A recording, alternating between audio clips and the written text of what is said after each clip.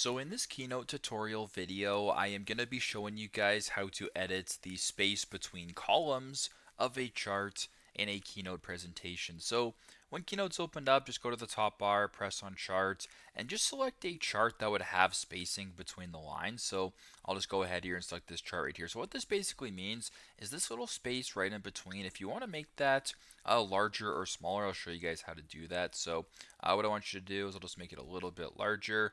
Simply just go press on the chart right here. Go to the right hand side of your screen. Scroll down to where it says gaps between columns. Just like that.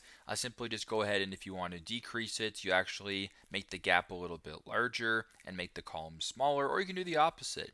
You can make it a little bit smaller and make the gaps between a little bit larger. So it's very straightforward, very simple, but that is how to edit the space between columns on a chart here in a Keynote presentation. Thanks again for watching, and I hope this video helps.